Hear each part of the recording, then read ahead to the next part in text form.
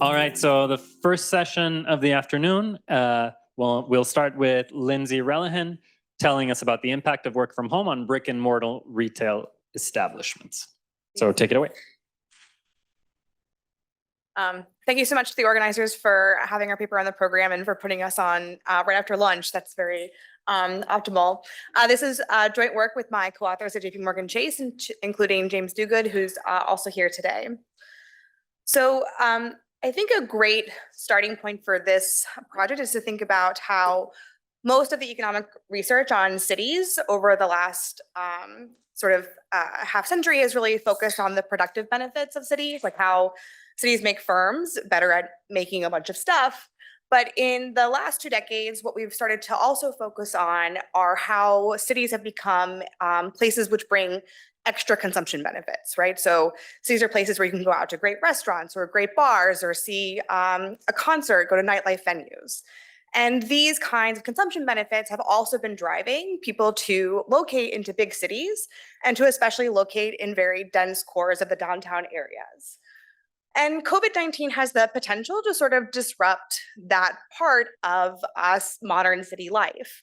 So of course, many Americans are now working from home, so you're breaking where you're working. And lots of other research has shown that this has caused a huge shift in where people are also living. So first and foremost, moving mostly from downtown areas more towards the suburbs, then also secondarily moving from some large cities towards smaller cities. So what this paper is going to do is really try to explore what this fundamental change where people live and where people work from home is doing to the location and composition of retail establishments when the shock to retail markets is really coming through the customer base and the locations of their customers rather than through their exact workforce. So retail workers largely remain in person. So there are 3 ways we sort of think of being the primary channels through which work from home and this fundamental separation of these locations could affect retail markets. So the first is through the fact that a substantial share of shopping trips are going to take place starting from the origin of a customer's home. So retailers really value being super close to where people live. And so if you have a bunch of people changing where they live because of work from home, then retailers are going to be drawn to follow them. The second way that this might affect retailers' desired locations is through the fact that many consumption trips are tied to work locations explicitly. So this might be because you pick up coffee on the way to work, or you go to the grocery store before you go home, or you're going out for lunch with your coworkers or happy hour. There's lots of this kind of consumption that happens because of where you work. And now if you're not going to those office places, then that kind of workplace related consumption might not be taking place in the same way. And then the third way is that people who work from home might just have really fundamental different levels of demand for different kinds of products. So if you were somebody who used to go down to the office and you went out to Chipotle for lunch, but now you work from home, the question is, well, will you go to Chipotle in the suburbs or will you just make a sandwich at home, right? That's a different kind of substitution. So we could think that there might be lost demand for these kinds of consumers. And what we're going to show essentially is that these 3 channels are all present in the data. And this kind of impact that we'll show you really has ties to many of the various implications of work from home that have been surveyed in Jill Duranton and Jesse Hambury's work on the structure of the city, what's the value of different kinds of real estate in different locations, how do labor markets function, and the productivity of the city. So there are really 2 research aims actually of this paper. One is this really centered around what is the effect of work from home and brick and mortar retail. And the second goal of the research is actually to do this huge data building exercise where we're going to use credit and debit card transactions data to build a panel of store entry and exits to track retail establishments over time. It's like a new data asset to understand where these kinds of stores are located across time and space in a detailed way. There are 3 main areas of research that I feel like we connect really well to. The first is sort of the early efforts to understand the pandemic's effect on retail markets. A lot of that earlier work, including ours, is really trying to understand sort of the scale of the crisis in the moment. There's been a smaller amount of work that's looking at sort of longer run effects on small business closures, but that's not necessarily strictly retail, but other kinds of small businesses. And then of course, there's great work on the effect of work from home on real estate more broadly. Several of those people here in this room and presenting other works, but most of that work is focused on is the effects on the office market. So people leaving the office, so that's gonna obviously be a direct link there, and then effects on residential markets. But more broadly, I think this research really speaks to how do technology shocks reshape cities. And so we're part of a much larger literature that tries to understand that kind of dynamic from other kinds of shocks like transportation or online retail. Just a brief word about the data. So we are working with all of the debit and credit transactions of about 70 million Chase customers from 2017 to 2022. So it's a really big data set. So Chase is the largest consumer bank in the US, for those who aren't familiar. And so it covers a huge substantial portion of the residential base in the US. We see a really rich set of fields associated with each of the transactions, like whether or not the card was present at the sale terminal, the zip code location of the merchant, and a textual description of the merchant. So that you bought at Starbucks number 123 and zip code 12345, for example. And then because we have lots of information on the customers, we know their exact address, but we're going to use their zip code in this study. So we're going to be limiting in this first pass to 16 of the cities with the largest Chase customer footprint, because we're going to be relying on these customers to essentially act as surveyors to tell us where stores are located. So we want a really dense customer base to get full coverage of the kinds of stores that might be in existence. And from these two sort of filters, we're going to end up creating a quarterly panel of 1.7 million establishments at a quarterly frequency through the fourth quarter of 2021. And here with this data, what you should really think about an establishment is as a unique combination of merchant name, establishment number, zip code, and product. And we're going to do some benchmarking to the county business patterns data, which is the census product with the finest geographic granularity, to show how we compare in terms of levels and growth to an established product. So here is the benchmarking results for 2019, where on the left side, we're showing you the levels comparison across zip codes, where each bubble here is a zip code with the establishment count coming from the CVP in logs and our establishment count in logs on the y-axis. And the growth comparison here is for growth rates in each zip code from 2018 to 2019. So one thing you'll notice here is that in levels, we do a really good job of matching this existing census product. We do a particularly good job in matching for restaurants, where most of these businesses are going to be employee-based, and the census products are actually mostly using things like payroll reporting to describe where establishments are located. So they'd be more likely to miss things where an establishment did not have any employees, or they were a single sole proprietor business.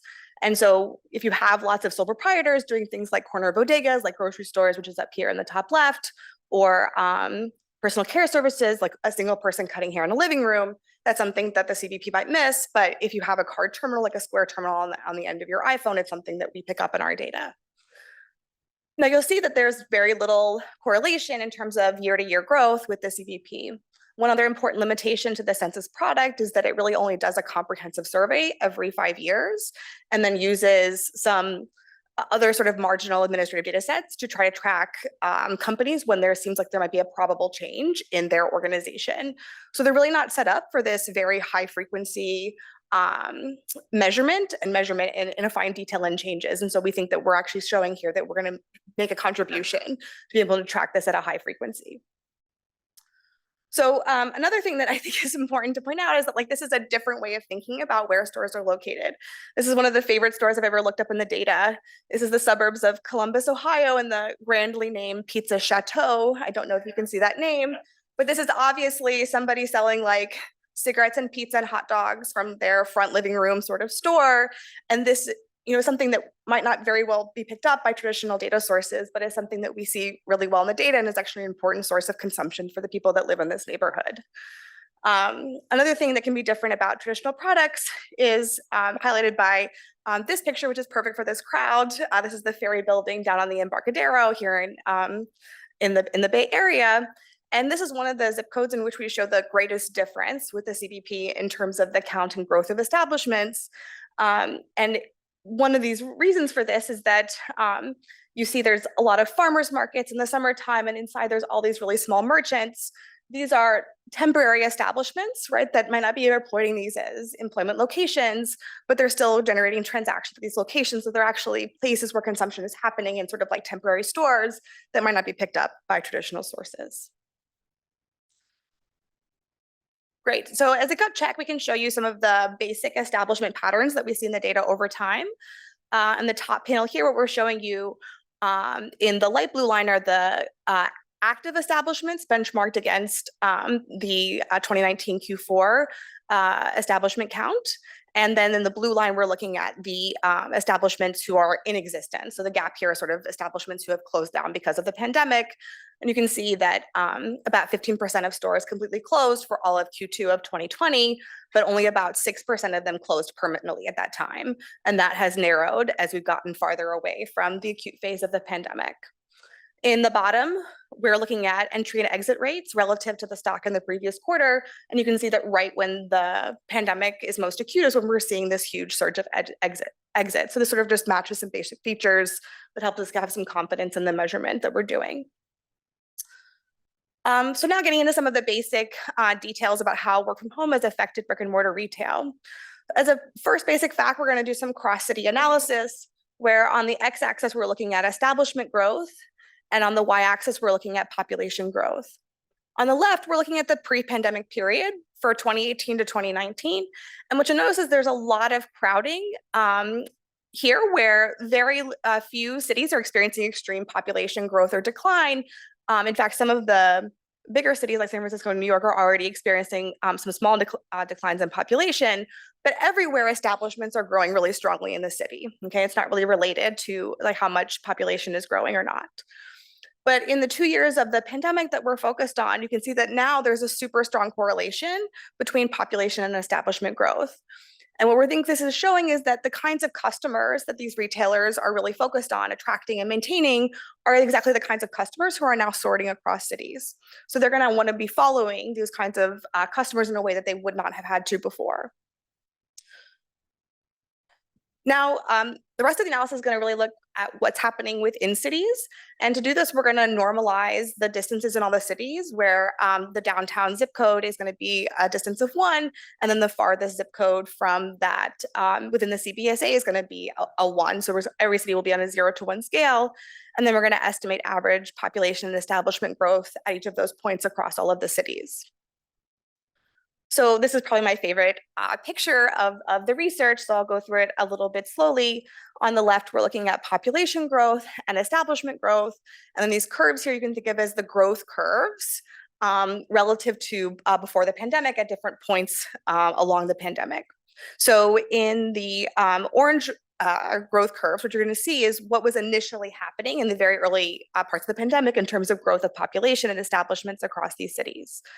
And you'll notice that we see very little movement initially in population because what we're focusing on are customers' permanent addresses reported to the bank, and those have not really moved at all relative to the pattern yet. But because we're using real-time tracking of establishments, we see immediate changes to the growth curves of establishments across the city, with about 13% of downtown businesses immediately closing permanently, with almost a much smaller sort of -1, -2 effect out towards these city edges. And the downtown areas, like the closest 10% to the downtown, that's where really this enormous negative effect is highly concentrated. Now, in the most recent quarter of our data, you can see that a lot of things have changed since those initial stories. So our customer addresses have now caught up, and our population growth curve is now dramatically rotated, where in the downtown area, more than 9% of people have permanently left according to their addresses reported to Chase. And in the farther suburban areas, you're seeing population growth rates in excess of 5 and 6%. Now that's a pretty linear relationship, but for establishments, what we see is more of a convex shape, where the downtown closures are still fairly pronounced, but there's not a great amount of growth in the outer suburbs. It's really this inner suburban area where you're seeing the most robust growth. So now we'll dig into a little bit of what that is by parsing out establishment growth by particular kinds of products. Oh, sorry, that's I'm going to skip that for a second. So in the top left, we have grocery, and underneath that, we have restaurants. And these are the two product categories that are dominating the overall pattern because they're accounting for the largest share of the number of establishments. And what you'll notice is that grocery stores seem to be able to pretty well follow the population, even out towards the exurban areas. But it's restaurants who have really been only able to grow in the sort of inner suburban ring. Now, there might be a lot of reasons for this. One might be something like zoning that prevents restaurants from going out really far into the suburbs, but also things like population density requirements for restaurants that are not the same for grocery stores. So it's really restaurants that are driving that convex shape while grocery stores are able to go all the way out to the exurbs. A couple of other interesting patterns that come out, if we look at leisure and professional consumer services. So leisure, here you should think of things like gyms or bowling alleys, other kinds of like local entertainment outlets. And then professional consumer services is things like vets and daycares. So everybody who bought a pandemic puppy needs a new vet. Even though they're still down overall, they do have this monotonically increasing relationship with distance away from the CBD, and even out in the outer places, we are already seeing positive growth. So these seems to be also a kind of product that would still be demanded by those who work from home, and maybe even more so. That contrasts with clothing here in the top right, under that personal care services. These are product categories in which across the board, you really see mostly quite negative effects, and they do not seem to be able to follow the new work from home population. So I don't know what you guys were doing in the pandemic, but mostly what I was doing was programming in my pajamas and not getting haircuts. And I think that that's closely reflected in these two figures, that you don't demand as many of those things when you switch to being work from home. One other interesting note you'll see is here that pharmacy, we don't have any growth curve because there's basically no statistically significant change across space. And we think this partly reflects some of the licensing requirements for these kinds of products. And then finally, I'll say for general goods and home goods, these products are also experiencing negative growth all throughout the city. It's something to dive into a little bit more in future work. What is a good, I think, hypothesis for this is that these kinds of products were already heavily competing with online retail before the pandemic. Getting hit by a double shock like this one, they would have a harder time sort of coming back from that and following consumers. Great. So at the end here, what we'd like to do is a simple decomposition analysis to try to formalize some of these relationships that I think have been compelling in just a graphical way. So what we're going to do is measure, just with a simple OLS regression, the effect of work from home on establishment growth over these 2 years. We don't have any direct measure of work from home in our data. So what we're going to do is sort of combine a couple of different measures. The first is to sort of measure directly population change within our data at the zip code level and say if most of the population change over this time period is directly due to work from home. And then we'll use measures from the American Community Survey to try to understand sort of the behavioral impact of the local population, either in terms of residents or in terms of employees shifting to work from home based on their pre-pandemic occupation composition. And then we'll include some other neighbor controls like online and offline spending growth, and some characteristics, basic characteristics from the American Community Survey of the local population, and then including city fixed effects. So in the interest of time, I'll just talk about the full model. How am I doing on time? Great. I'll talk about this last column where we include all of the controls. One thing I'll say is that once you control for population growth, there's no extra impact of a downtown core sort of dummy. All of the negative impact for downtowns has really come through this loss of population. And then, of course, if you have more people, right, population growth is positive, you get more establishment growth in the data, which is what you would expect. But the work from home residential exposure and work from home employment exposure measures are really strongly negatively associated with establishment growth during this period. So people who are working from home are not going out as much to do things like clothing shop or go get their haircuts or even sort of interact with local economies. So they're not there to buy books or flowers in a sort of like tangential way.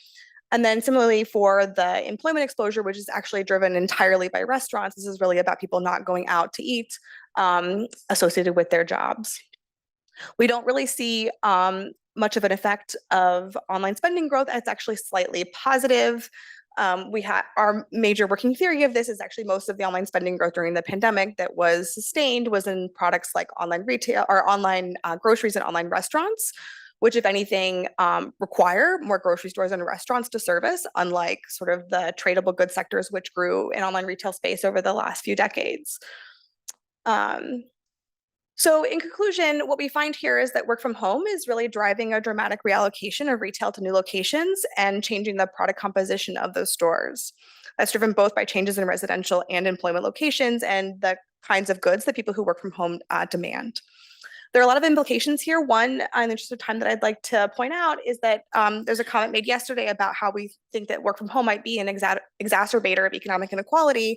And I think that might be the case, that some of these results might lead to as well. There's a great paper by Conrad Miller who showed that during the suburbanization that was driven by the growth of the highway system, that really exacerbated the black-white employment gap.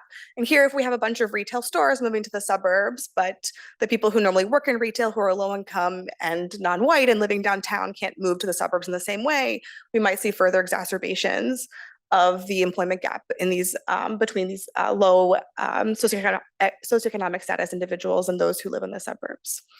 And then finally, in urban economics, it's quite common to not think too much about it. Amenities in a location changing over time when we model cities. But I think this really speaks to the speed with which amenities can actually change in a location and the importance of modeling these kinds of dynamics in a rich way in our urban models. Thank you so much. I was curious to dig into a little bit more about how some of the differences in terms of which establishments are able to move into the suburbs are affected by staffing and recruiting workers, and particularly how like affordability of housing in a given area or accessibility by public transit might factor into like what types of businesses are able to open, particularly in suburban areas. Yeah, so sorry, my voice is struggling a little bit today. I think that this is the concern that I was trying to speak to right at the conclusion, that the kinds of people who normally work in the downtown retail corridors might not be able to follow those kinds of retail jobs. And so what you might see is that the retailers who are able to move to the suburbs are those who can afford to pay higher wages to workers who have access to cars, who have access to housing in those locations. And so the kinds of retailers who can pay those higher labor costs are likely to be the ones who can get there.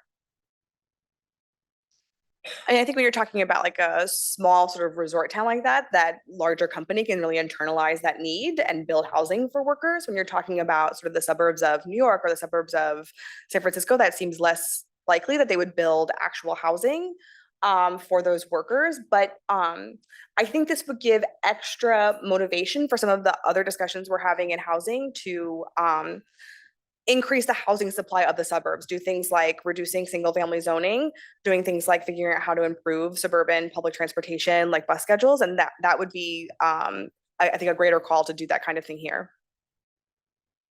Yeah, sorry. So I had 3 questions. The first one is more about the conceptual question. So I was thinking about how I can think about your results as the effects of work from home or the effects of COVID. Like COVID can be contagious, so people can now kind of don't want to travel too much. They like to go out, something like that. Because in the CPS, there is the work supplement data and the food supplement data. And by linking these two, we can see actually work from home workers' consumption pattern. And that was like in 2004, but actually work from home workers have a higher consumption share spending. So I was thinking about that kind of data result one time I kind of look into. And the second question I had was not only the establishment growth, maybe you already look into this. I was curious about entry and exit, maybe separately, because especially COVID can make establishments being devastated.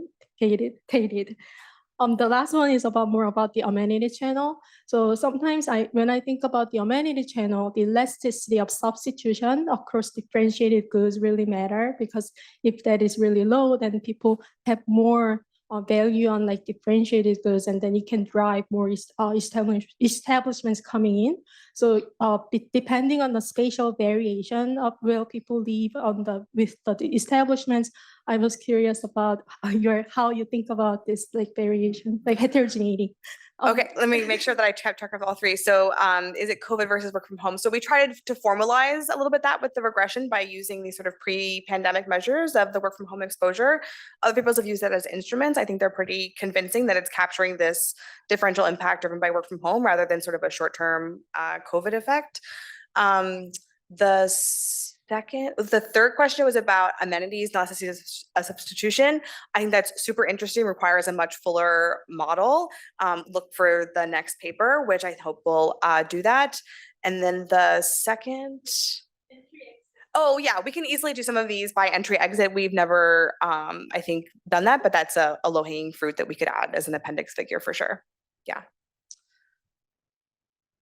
Such an interesting paper. So this is probably not in your data, but do you predict that the retail space is going to become more mixed use, is what they say, isn't it, about central business districts in terms of office space versus residential? And you can sort of see some trends, can't you, with retail stores have already been experimenting with this. Clothes stores now sell other bits and pieces. Do you have any view on that the nature, not just the location of retail, but that the nature and the design of retail is going to change as a result because retailers have to get the footfall and so they have to offer more things?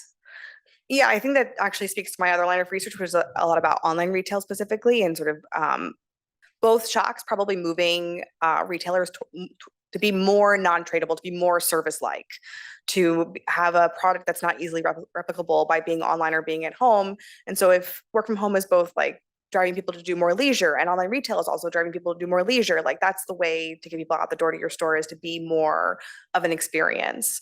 I think your question also speaks to a disagreement I feel like I have with ARPID about whether or not we're going to get caught in an urban doom loop. So I think that downtowns, right, should be really focused on being places that people want to live and consume services as a way of mitigating this crisis. And I think it's really possible that you could see downtowns become more about both amenity provision and residential locations as a way to continue to grow.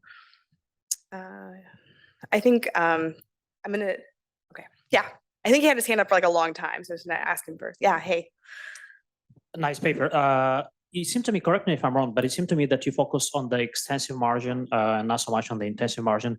My impression is that a lot of this reallocation of demand happened by existing firms selling less in downtowns and existing firms selling more in the suburbs without necessarily entering or exiting. So that's question one. Question two, I was really puzzled by figure two, because figure two shows that there was a much bigger decline of establishments in central locations before COVID than after COVID. So that's something I didn't quite understand. I have to, so I think establishments were growing everywhere in the city. Maybe we're conflating the population versus the establishments. Population was already declining downtown before COVID. Yeah, we can talk about figure two. We'll talk about figure two later. Yeah, we decided for this project that we really wanted to do the extensive margin of store entry and exit because we feel like that's an interesting sort of untold story here. And we're interested in using this sort of high frequency panel in a lot of different applications to understand where stores are located. But understanding that intensive margin could also be interesting in its own right. It's just something we didn't do in this paper. Yeah.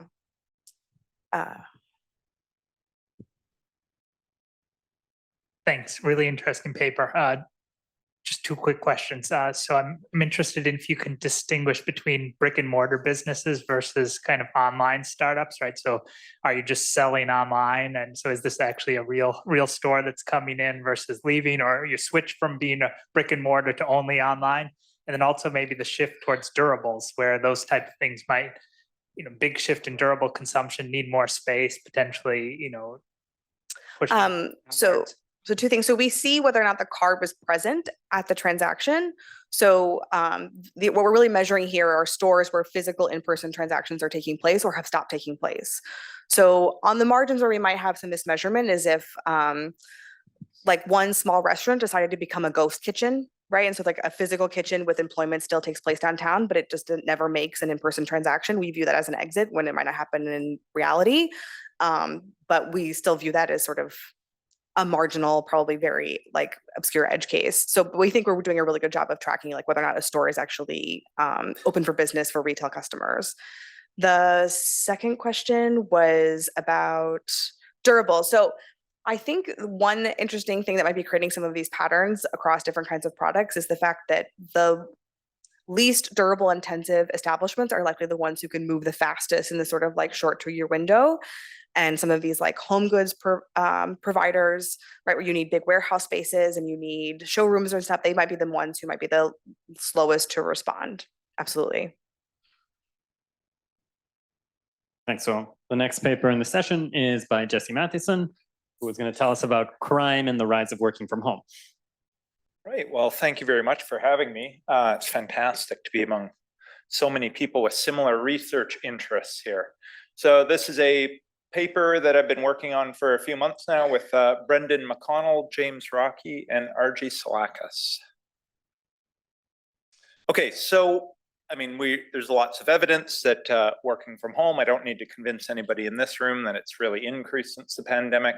To give you an idea of what this looks like in the UK, so if we look at the quarterly labor force survey, about 4 times as many people say that working from home is part of their normal job than before the pandemic in 2019. Similarly, we can look at the UK survey of working arrangements and attitudes, and we find that the average worker is reporting that employer planned working from home is going to be about 2 days a week moving forward. So these are changes, they've been big changes that have happened, and they seem to be really sticking at this moment. So now this has led to changes in other sorts of economic activity.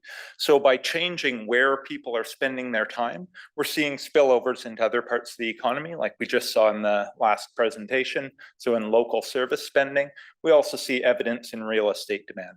So I'm going to look at a different part of the economy here. So I'm going to look at the criminal activity that happens within an urban setting. And in this paper, I'm going to provide the first evidence on how the rise in working from home has changed post-pandemic criminal activity. And I'm going to focus specifically on burglaries when I look at this. Okay, now, I mean, working from home is changing lots of things in the economy. So why are burglaries of particular interest? And I'll give you 3 reasons why. So the first is the decrease I'm going to show you is big enough that this is of first order importance. So this decrease is 30% drop relative to 2019. And that in and of itself begs some explanation. If this were due to a police intervention, for example, everybody would be very excited about how successful that is.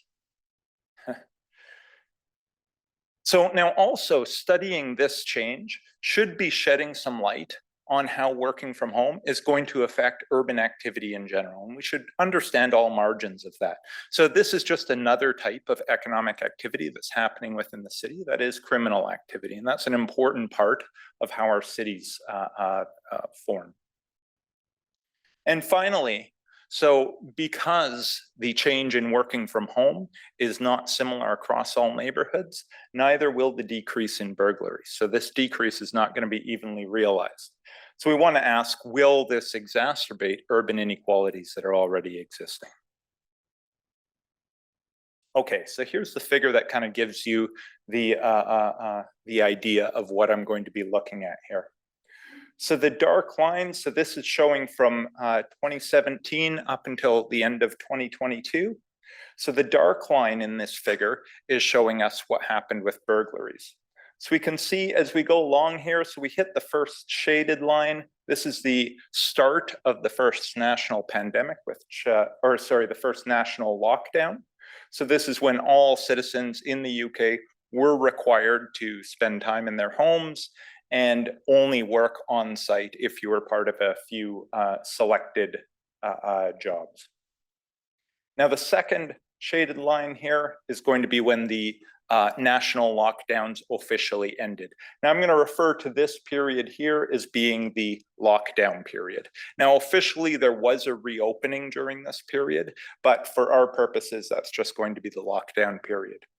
The post-lockdown period is going to be everything after the last lockdown ended, and the pre-lockdown period, everything before. Now, what I want you to take away from this figure is, first of all, there was a big drop in burglaries, so a 30% drop in burglaries. So this equates to about 635 million in revenue if we just think about the property that was stolen from these locations. So that doesn't include probably about 1 million hours in police time and any of the non-pecuniary damage that was done to the victims here. The other thing I'd like you to take from this is notice that unlike other property crimes, which I have here, so burglaries have remained stubbornly low. So they're not showing any signs of recovery, but the other property crimes are going back towards their pre-pandemic means. Okay, so here's the empirical strategy we're going to use. So for almost 7,000 neighborhoods in England and Wales, so this is almost every single neighborhood. We don't have data for the Manchester area, is the only missing part. We're going to construct a neighborhood level measure of working from home potential based on pre-pandemic residential occupational distributions. This is going to be combined with monthly crime data and data reflecting other neighborhood characteristics. And then we're also going to supplement this with crime data provided by the Metropolitan Police Force. So this is the London Police Force, which is going to give us details about exactly what time of day crimes were committed. So the baseline strategy is basically going to ask, does a neighborhood's change in crime vary systematically with its work from home potential? And we find out the answer to this is yes. So a neighborhood work from home potential, so evaluated at the sample average of about 36.5%, that means about 36.5% of all work can be done from home in a neighborhood, leads to about a 15% decrease in burglary rates relative to 2019 levels. So just based on our estimations here, we can explain about half of the drop in burglaries. Event study analysis is going to show that this is a very stable relationship over time. And the relationship is going to be driven entirely by burglars committed during the weekdays, during working hours. So we see no action outside of those hours. So we're really contributing to two strands of literature here. So the first is kind of the economic and societal consequences of the rise of working from home. And then there's also going to be some information here about the economics of crime and criminal decision making. Okay, so I'm going to start by just going through a conceptual model, which is going to help us frame our thinking around this. Of course, I'm going to keep things fairly high level though. So the model is basically can be thought of as modeling burglars based on the actual behavior that we see. So this is a quote from the Metropolitan Police Force, which is basically saying that burglars, one of the key things about burglars is they don't want to be seen doing what they're doing. That is, they're going to avoid houses that have people in them, and they're going to avoid going into busy communities where somebody might see what they're doing, okay, and move on to other areas. So we propose a spatial model of criminal search. So we're going to have two neighborhoods here which experience an asymmetric increase in working from home. So one neighborhood experiences a larger increase in working from home than another. And each potential criminal must decide whether or not they want to engage in burglary or take some outside option, and how to allocate their time searching across the different neighborhoods. Now, working from home enters this model through two channels. Okay? The first is it just reduces the number of empty houses in a neighborhood. Okay? So and a house with somebody in it is not a suitable target. The second is conditional on finding a suitable target. Working from home increases the probability of getting caught because it increases the probability that somebody's going to see you engaging in this activity. And then we can solve for the equilibrium of this model, where we have an equilibrium where no burglar is going to prefer their outside option. So it's incentive compatible, and any burglar that takes the outside option would not rather be a burglar. And then there's going to be a spatial equilibrium where the expected return to searching in each neighborhood is going to be equalized. Now, given this model, if we increase working from home, and it increases differentially across the two neighborhoods, so we find three results. So first is it reduces the total number of burglars. The second result, and this is the really important one because this is the one we can observe in the data, is it reduces the number of observed burglaries. That is, burglaries, conditional on somebody even finding an empty house, not just criminals. Okay? And that reduction is going to be greater in higher work from home neighborhoods.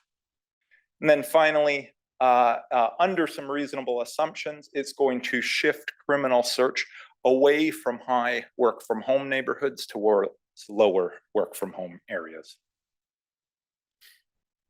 Okay, so our measure from work from home, so I'm going to spend a bit of time on this. This is going to be calculated using methodology that we outlined in an earlier paper. And the basic idea is this. So the work from home potential is going to be a function of the number of people in each neighborhood in a given occupation times how much work in that occupation can be done from home. So a Dingle and Nyman type measure adopted for UK SOC codes. And we're going to use 4-digit SOC codes to calculate this.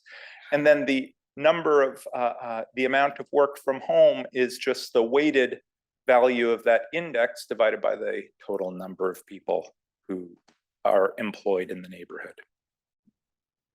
So, and like I said, we're going to calculate this for 6,837 neighborhoods. So that's everywhere except Manchester in the UK. Now, a neighborhood is defined by what we call a middle super output area, which reflects approximately 3,500 residential properties. Okay, so to give you an idea of what the spatial distribution of working from home looks like, so I've got two police force areas here. So the first one is the Metropolitan Police Force area. This is London. And the second one is the Merseyside Police Force area, in other words, Liverpool. Now, just to the shading in these two figures, so the bins are selected based on the figure itself. So a dark area within Liverpool is going to be a different rate of working from home than a dark area in London. But basically, working from home varies between about 20% in a neighborhood to a maximum of about 74% in the City of London.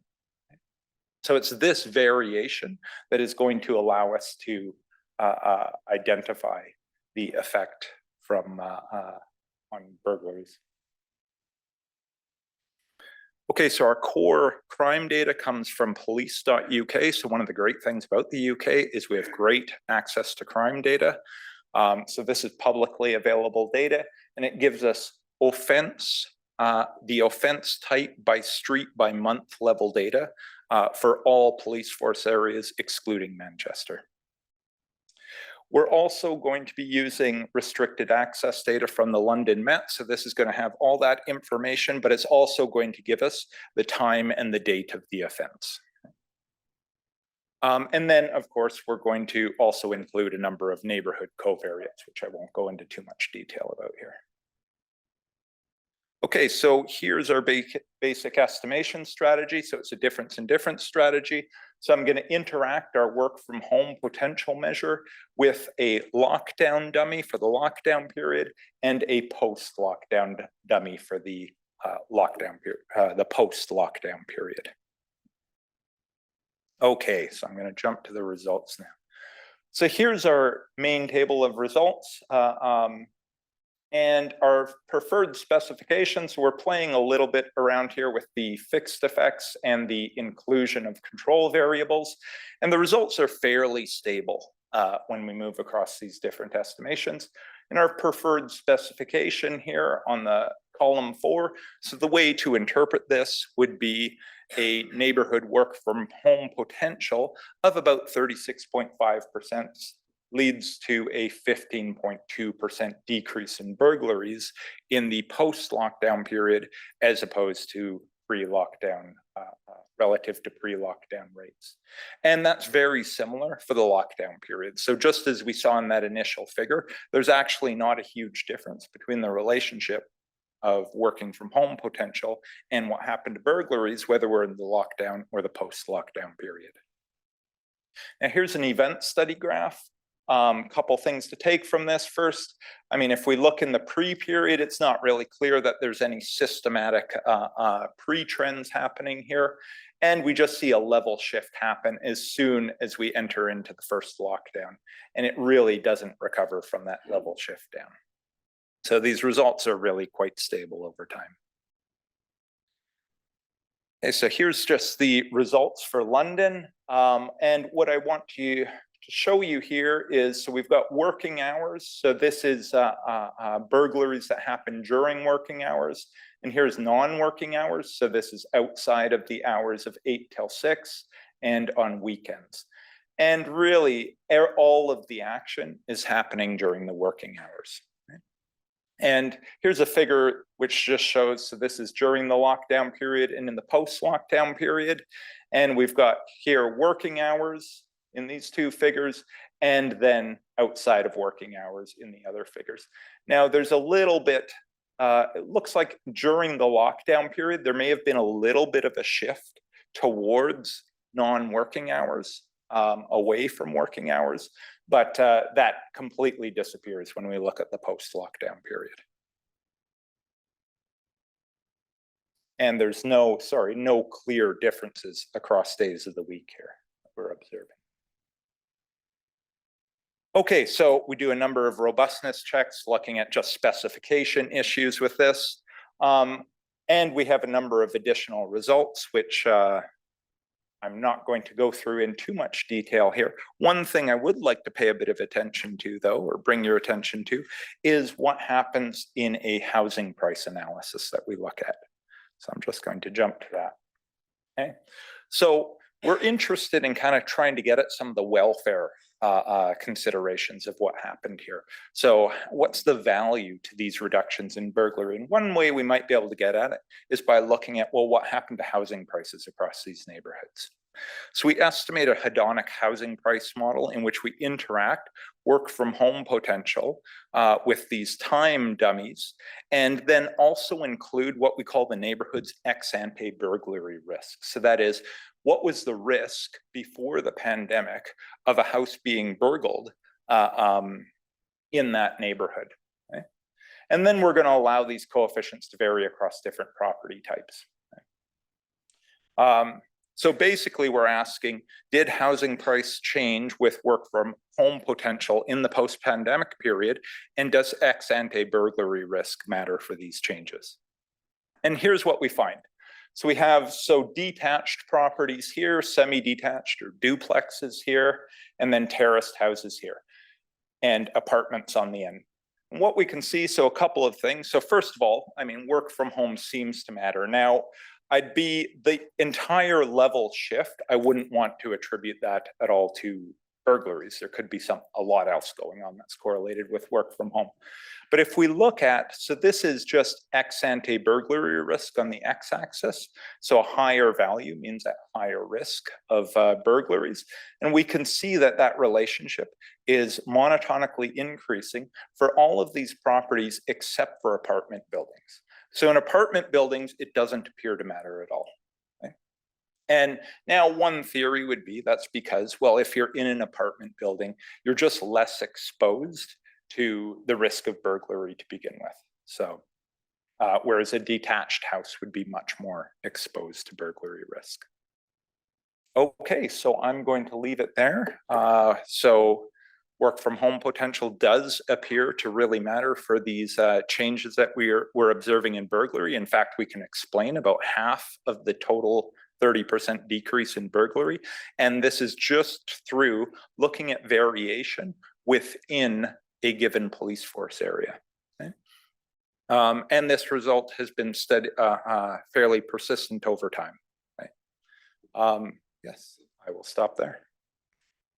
Great paper. I'm wondering about the possible violations of sort of spillovers and SUTFA in this context, because you obviously have more people in the work from home areas that are coming as a loss from the areas that they previously showed up to. So the crime effects could be driven both by a combination of less crime in the affected areas and more crime in the kind of downtown kind of commuting core. So one way to address that might be to have a control sample that's not all other areas, but areas that experience no change in occupancy, right, to kind of establish a consistent benchmark. I think these effects are really important. If you think about like downtown areas like San Francisco, right, they seem to be experiencing more crime because they're losing the occupancy and the eyes on the street effect. Yeah, that's a really good point. So we do look at spillover effects too. So one of the results that we find for spillover effects is if you're in a high work from home potential neighborhood, but that neighborhood is surrounded by other even higher work from home potential neighborhoods, then we do estimate a positive spillover effect that in fact completely offsets, well, in the worst case scenario, completely offsets the negative effect of working from home. Yeah, so this is something that, I mean, in a main specification, we really, I mean, we want to think about how do we parcel that out in a sense. And yeah, your suggestion is definitely a good idea. So two thoughts, like a comment and a question. So the comment is probably burglars are probably the only occupation category who cannot work from home. So I was thinking about that. And my question is similar to the previous question. So I was thinking about the negative spillover to vacant commercial establishments, but also I was thinking about spillovers to other forms of crime. So are these people now, we saw an uptake in the aggregate trends towards other forms of crime, and I'm wondering if your data allows you to say something about that. Yeah, we're talking a little bit about this earlier. So we have looked at, I mean, these other property crimes. So that would be the most obvious place for a burglar to go, is into some other form of property crime. But there's not anything obviously coming out of that. Now, one of the problems is, so the methodology that we're using here is really well suited for burglaries, because burglaries have a very fixed location. Whereas something like even auto theft is very difficult to start to pin down using the methodology that we've used. Now, we're not seeing any crimes that have seen an uptake over and above their pre-pandemic levels, which might be what you would expect to see if there's going to be a shift over. Now, the one exception that we haven't really looked at in too much detail with is drug-related crimes.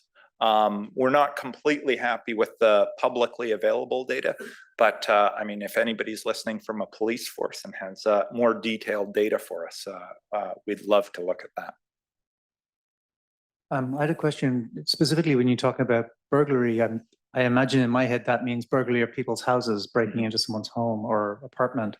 There's other types of crime that is picking up in the news these days, which is specifically around either in San Francisco, we call them porch pirates, where people come along and steal the increasing volume of packages that get stolen. So that's an increase in residential neighborhoods when people are working at home. There's also this kind of coordinated flash mob style break-ins to stores, commercial stores. I'm guessing those, and car break-ins, I'm guessing those are not part of your thing. You're talking about home. That's right. Yes. So am I reading that right? Yeah, this is home burglaries. We have looked at commercial so we have commercial burglary data for London, and we're just not seeing anything really obvious that's been going on there. We did expect to see a spillover into commercial burglary because there's potentially lots of empty retail spaces now. We're not seeing anything really obvious there. As far as the, grabbing an Amazon package on somebody's doorstep goes, that's probably not going to show up in our data because it just wouldn't be high value enough to be reporting to the police for insurance purposes, whereas a standard burglary would. Now, what this will include is if somebody breaks into your detached shed, or something like that. So anything that happens within your property area, even if it's not in your home specifically, will be showing up in this data. I want to go back to the spatial spillovers. So I'm thinking about it correctly, since your main line specification here doesn't have the spatial spillover, so you're overstating the effect because you're not capturing the fact that if I have high work from home rates in my neighborhood, some of it spills over to other neighborhoods. So there's many ways to get at the spillover effects, but a simple way that would allow you to control for that effect is to construct an index of the work from home intensity in the nearby neighborhoods around the neighborhood of interest.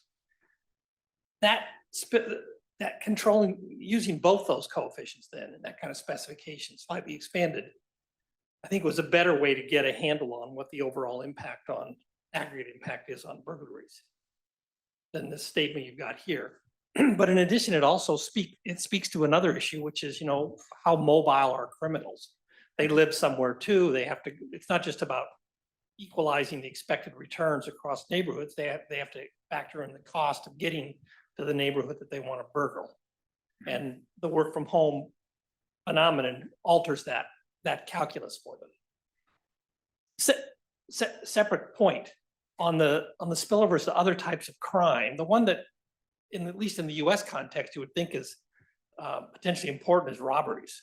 But of course, the UK guns are not so readily available, but in the US, they're quite readily available. So you can rob people at gunpoint. Not that I would advise that, but you can. But you could. But it happens a lot. It happens a lot in the US, and so I'd be really keen to see a similar analysis in the US, where you see whether the spillover of robberies is actually happening in a big way as criminals are displaced out of burglary. Yeah, that's a really good point. I do get the impression that robberies are more of a problem in the US than they are in the UK, and it could just because of access to weapons. Thank you very much for the suggestion about spillovers. We do have in our spillover specification, so we do look at contiguous neighborhoods, and we're looking at relative work from home rates, because of course it needs to be not just the work from home rate in the next neighborhood, but relative to the size of that neighborhood's. But yeah, it could be as simple as just including for all contiguous neighborhoods, the work from home rates that we see there. So really nice paper. I thought that the results by specific property types were sort of a roundabout way of controlling for density. And I was thinking, why not just directly measure the work from home density rather than work from home share? Because right now what you're doing is you're comparing a rural area where 20% are work from home with a place in London where 20% are home, but you could just more directly say like, okay, I want the number of work from home per square kilometer in this case, right? That's a really good idea. And our results are much stronger in rural areas, which makes sense because yeah, there's less eyes on the street, so to say. Yeah. So this may be a minor point, but it seems that the work from home effect should be smaller in neighborhoods with higher with lower female labor force participation, because the women are at home, and so the work from home doesn't necessarily deter the burglars because there's already somebody there.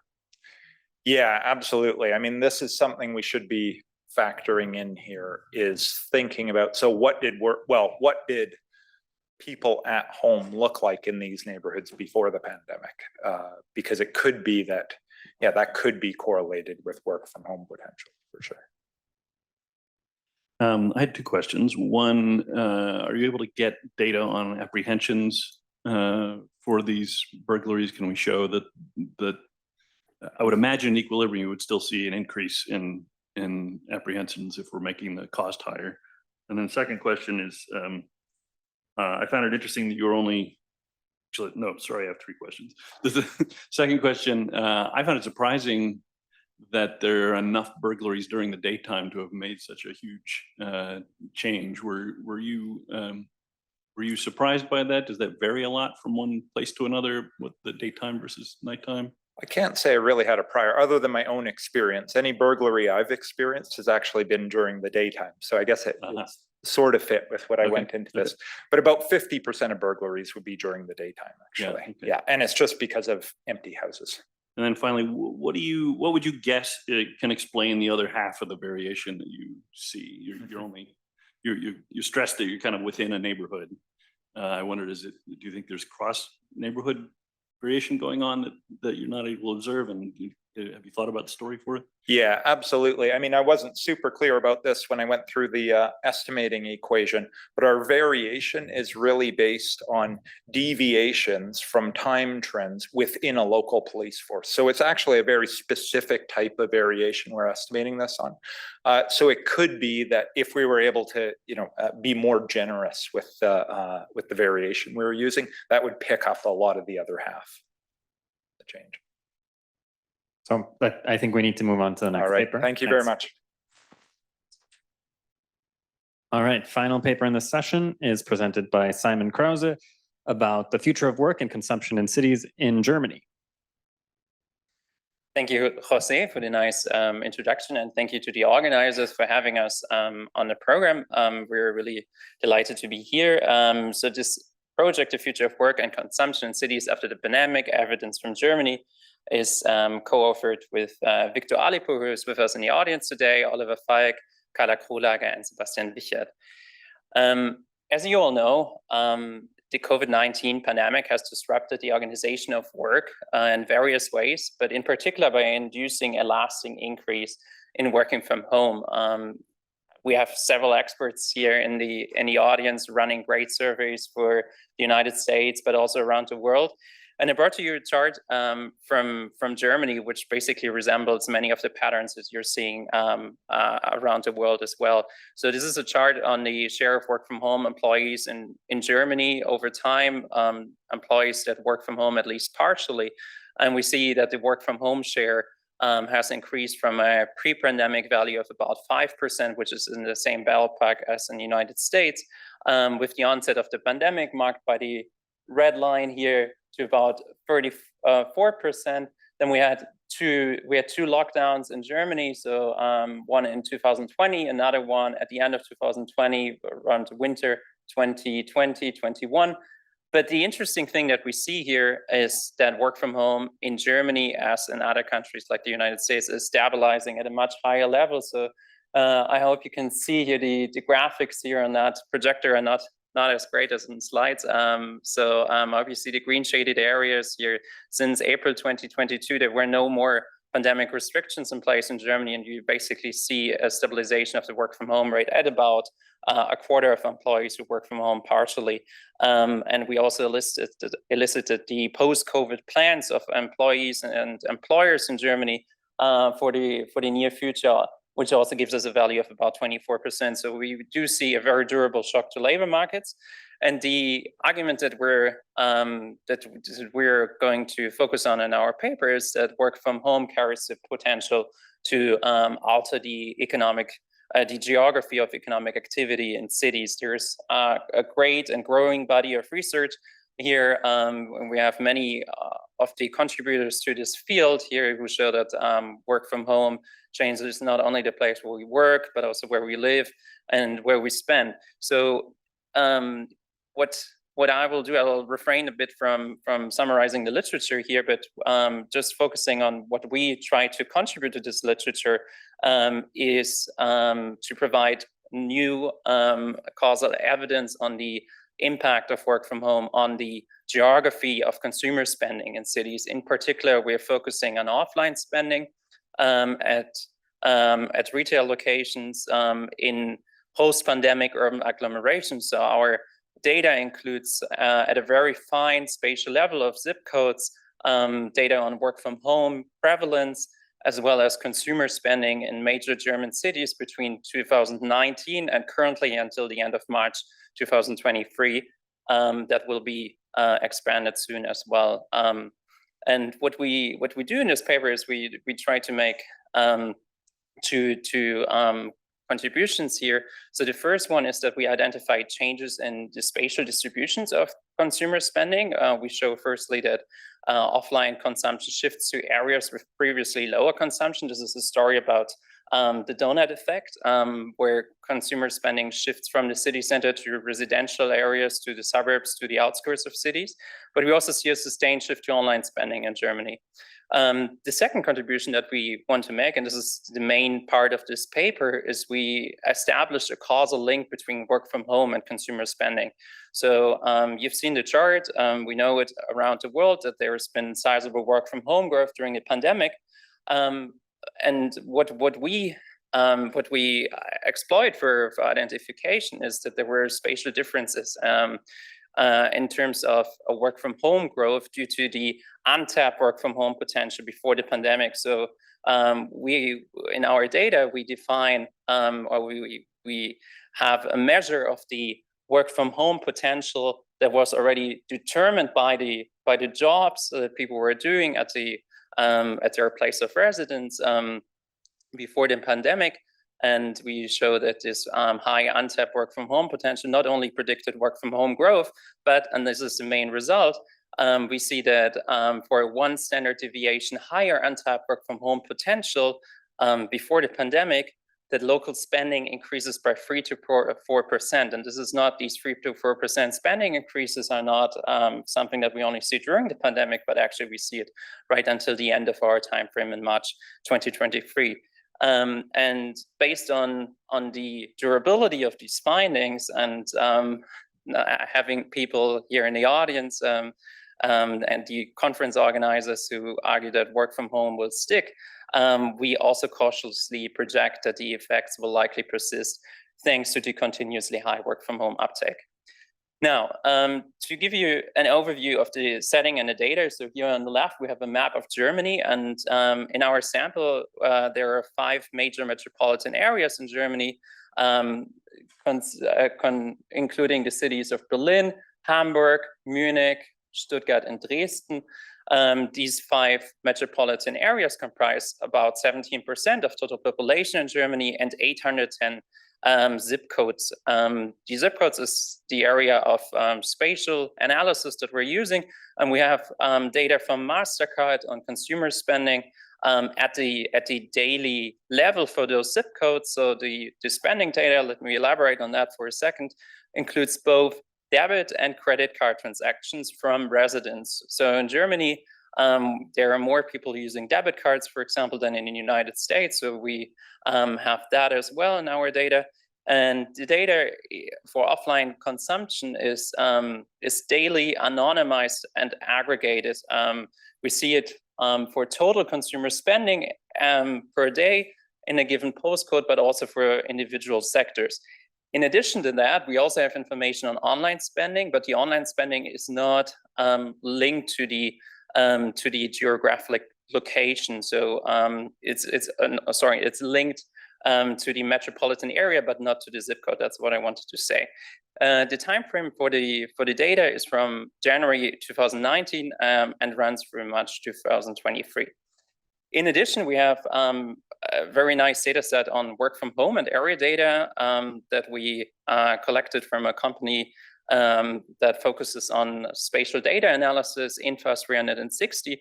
And they ran a representative survey for us on work from home patterns and collected a lot of information at the zip code level for these 5 cities. In addition to that, we also have from them, but also other sources, a wide range of indicators on population, settlement, business, and land use characteristics. So to start with a stylized fact of what's going on, I brought you a chart that shows the changes in spending volume by the pre-COVID consumption intensity. So what we do here is we categorize the zip codes in those 5 metropolitan areas by their 2019 consumption average. And then we normalize that to an index that takes the value of 100 for the year.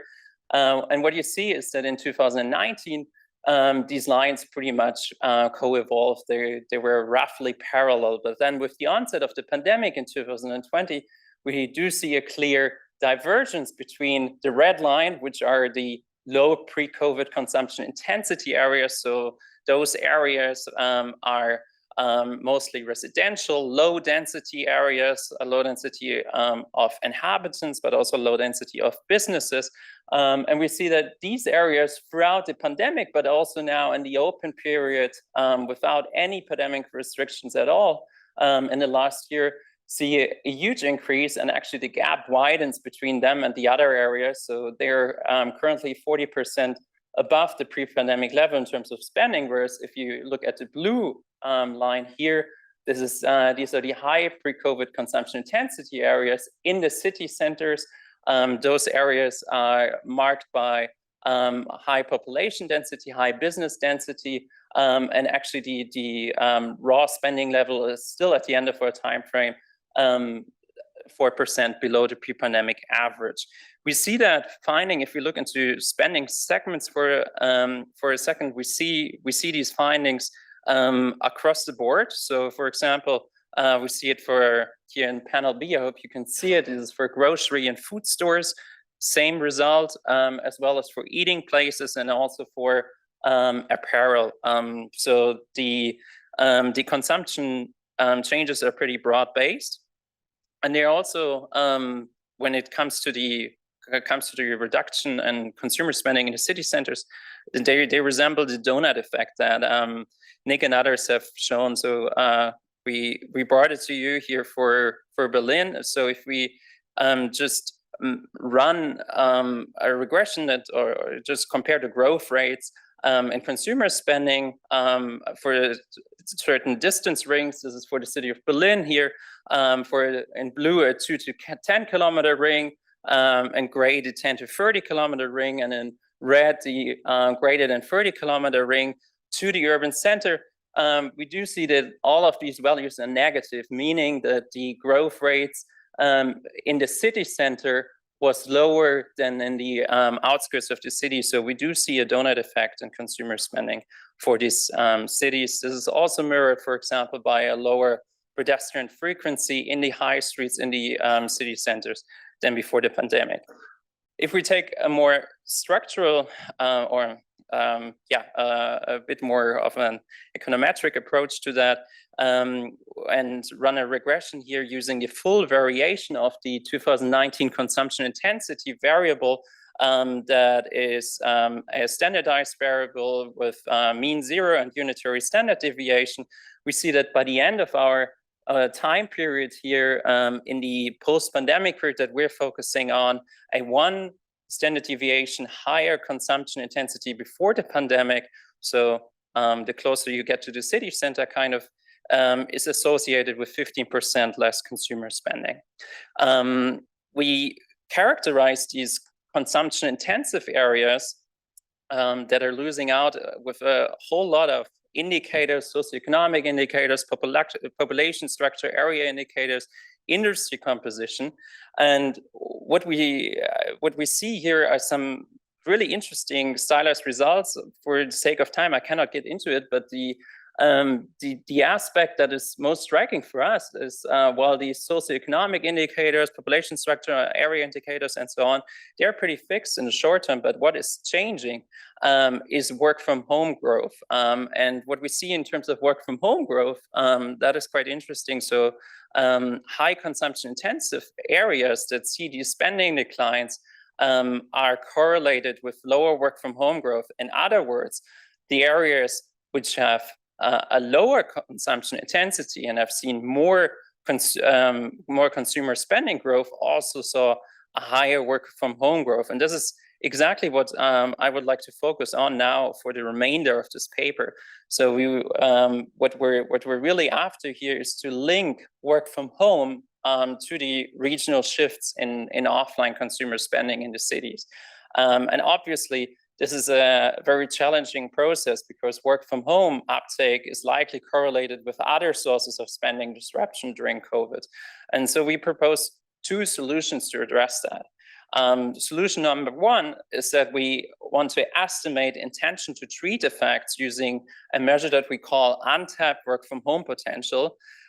Untapped work from home potential is the local share of residents with a teleworkable job, but who did not work from home. This measure is calculated at the zip code level based on the job distributions and comes from our survey data. And what we see in the left panel here, panel A, is quite interesting. So before the pandemic, we had on average an untapped work from home potential of 60%. Just to make sense of that number, if we think about a zip code that had 50% teleworkable jobs before the pandemic, that number of 60% untapped work from home potential means that only 20% of people in that zip code also work from home, whereas the other 30 percentage points that could have worked from home did not. But then what happened during COVID is that the untapped work from home potential got exploited, and that's also what we're showing here in panel B. So untapped work from home potential is a really good predictor for work from home growth.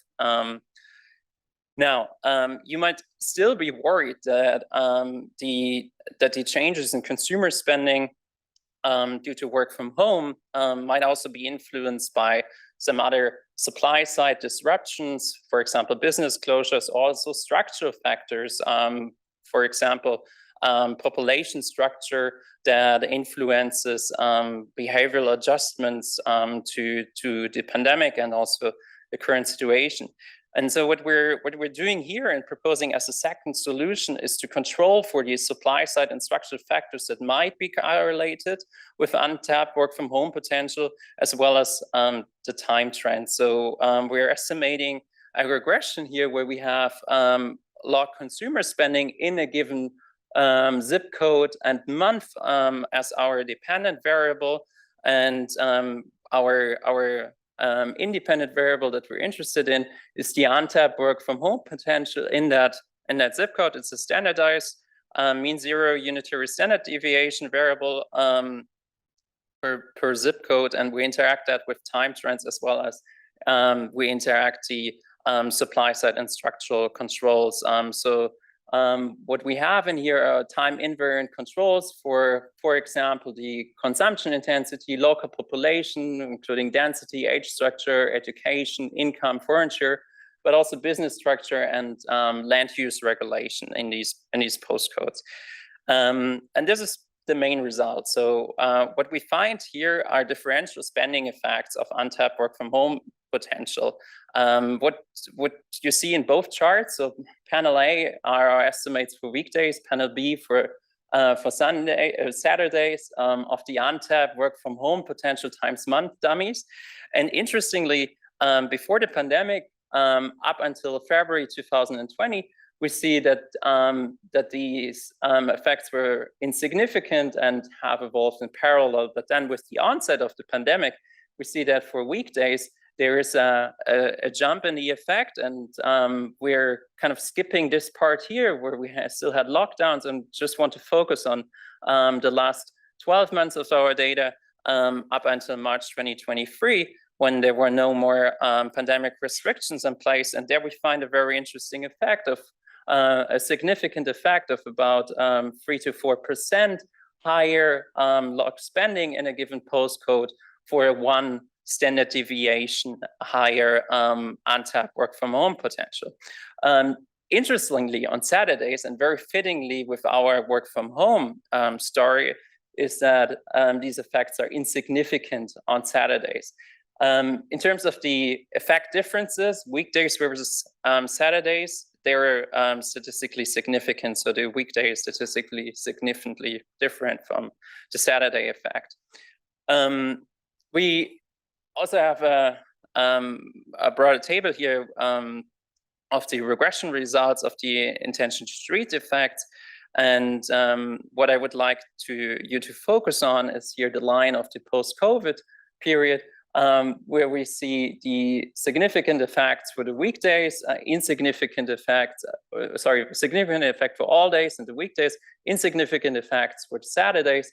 And then when we add more controls to our analyses, the interesting thing is that our effects for the post-COVID period and also the last open period before they remain very strongly significant, whereas for the other periods before, when there were lockdowns in place, the effects become insignificant.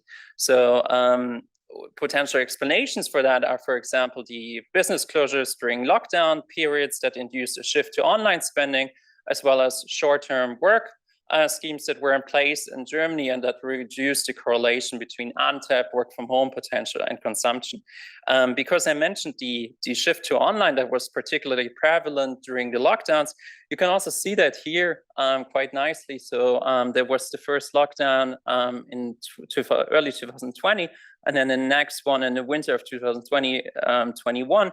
And you really see kind of like a mechanical increase in the share of online spending that has now come back to a lower level, still a bit elevated compared to the pre-pandemic level, but it's kind of gone back to its long-term growth trend.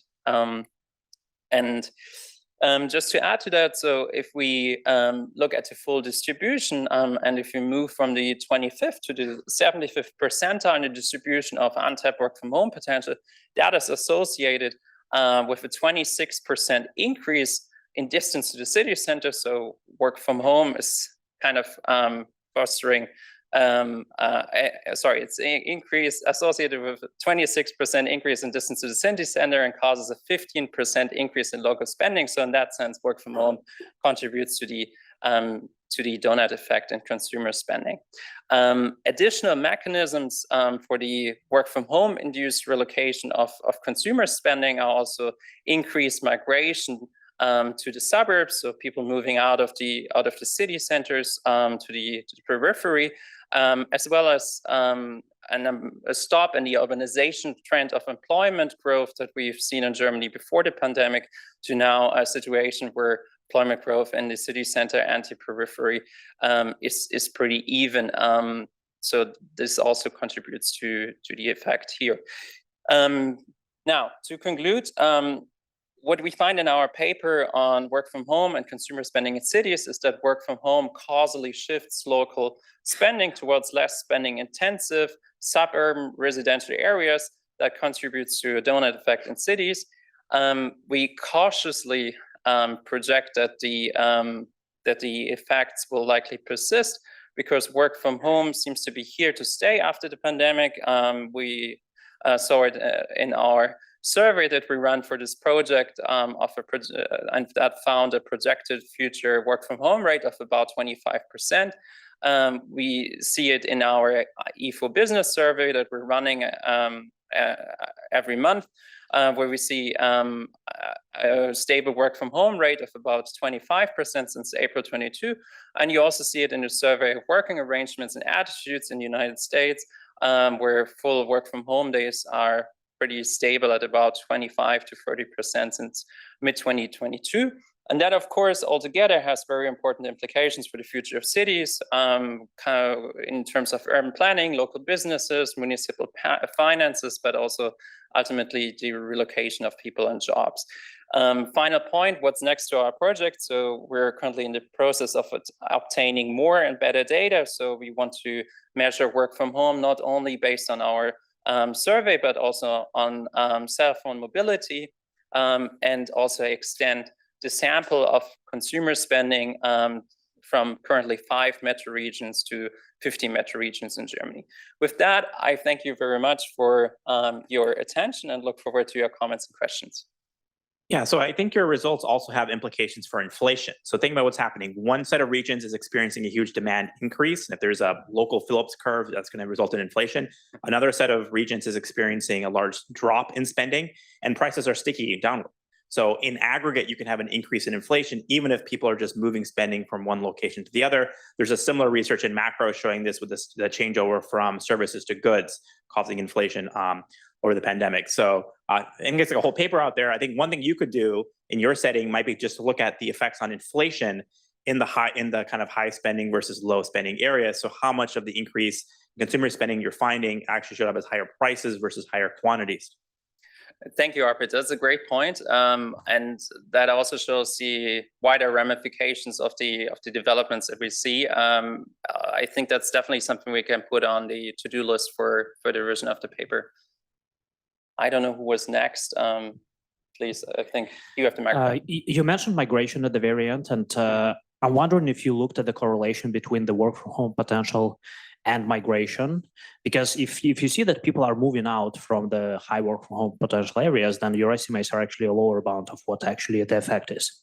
That's a great point. So we're currently still in the process of properly analyzing the migration data, but purely from simple correlations, it seems to be exactly that way, that we have a higher work from home potential in the city centers compared to the periphery, and we do see an outflow of people from the city center to the periphery. So if that is the case, our numbers could be interpreted as a lower bound. Yeah.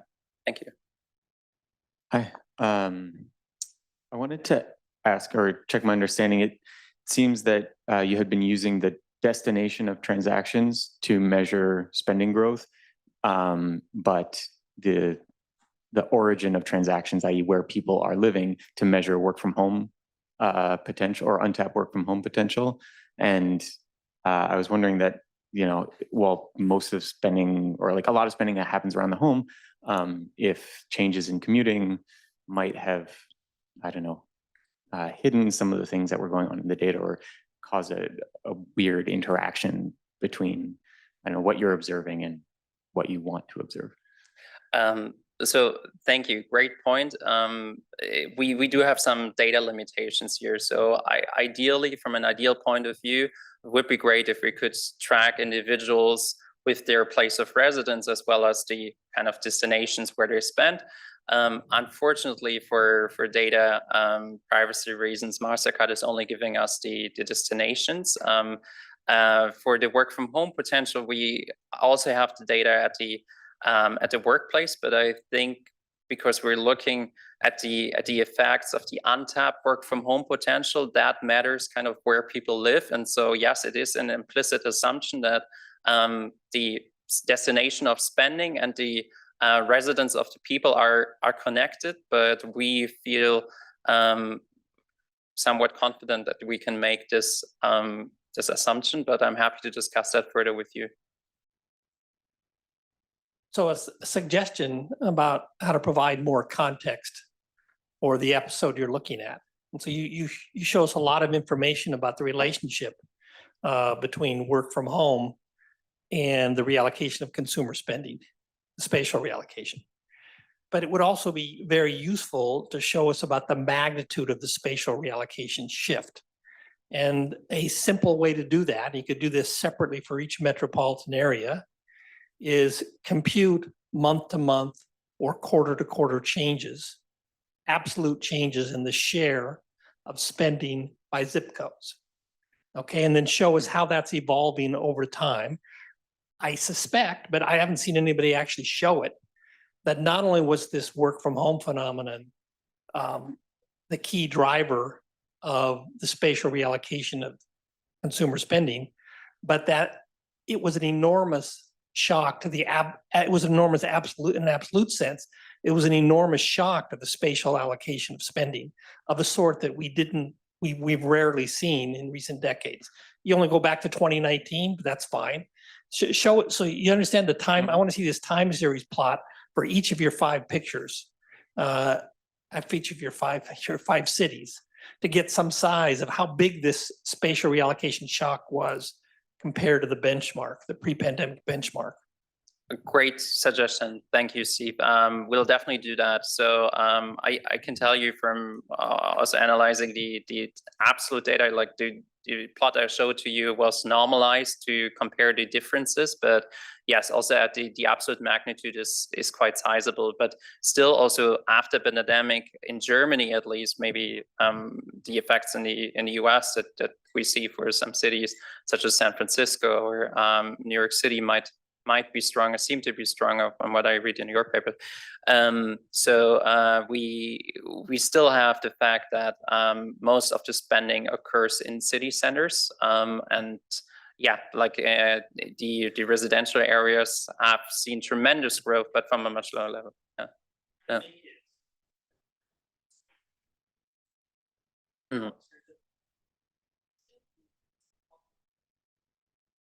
Yeah. Yeah. We'll do that.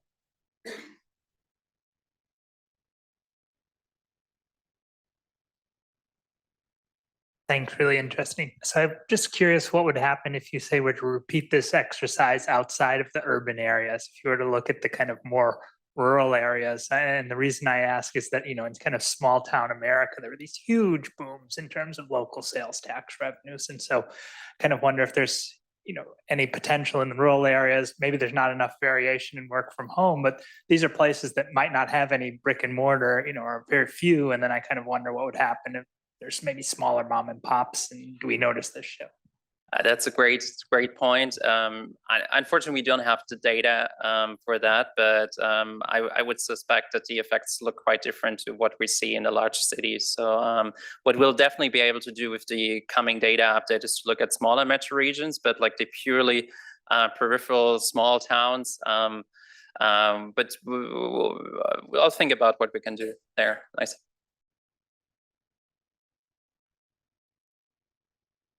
That was really great. There's one thing I was surprised about, just to make sure I understood it. You saw a big increase in further out suburban spending on the weekdays, but not on the weekend, right?